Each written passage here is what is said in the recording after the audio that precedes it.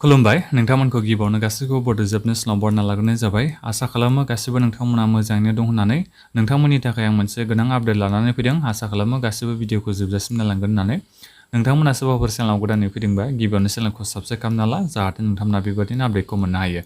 नोंथांमोना बे पीएम किसान सम्मान निधि योजनानि गेजेरजों गाबोन 12थि इनस्टलमेन्टनि फैसाखौ मोननो हासिगोन दे। गाबोन जोंहा समबार प्राइम मिनिस्टार नरेन्द्र मदि बिथाङा गाबोन ट्रेन्सफार खालामना हरगोननो। दा बियो निउसआ 100% का नोंथांमोना गाबोन मिन्थिनो हागोन। आरो मोनसे खोथाबावदो, जोंना माने फैसा हाबनाया गाबोनथ' प्राइम मिनिस्टार नरेन्द्र मदि बिथाङा सोनानै हरगोन बेंक एकाउन्टआव। नाथायबा जोंनियाव माने फैसा हाबनाया एसे लेट जायो दे, बेखौथ' नोंथांमोना गासिबो मिथिखायो। बेलेग बेलेग स्टेटफोरना एसे सिगां हाबो, नाथायबा जोंना आसामनिया बांसिनानो लेट जायो आरो। मास मोनसे मास मोननै गाहाम बेबायदि लेटनि उनावसो जोंनिया माने फैसाया हाबफैयो बेंक एकाउन्टआव।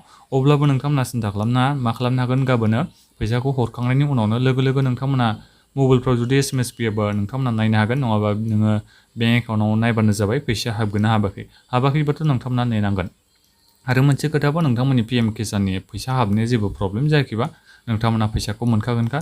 जायफोरना इनएक्टिभ इनएलिजिबिलिटि जाबाय नोंथांमोनासो फैसा मोननायाव प्रब्लेम जागोन। दा बेखिनियानोमोन, गाबोनसिम नेदो, नोंथांमोना गाबोन फैसाखौ 100% मोननो हागोन। जुदि नोंनियाव जेबो प्रब्लेम गैयाबा नोंथांमोना फैसाखौ लासैनिबाबो मोनखागोन।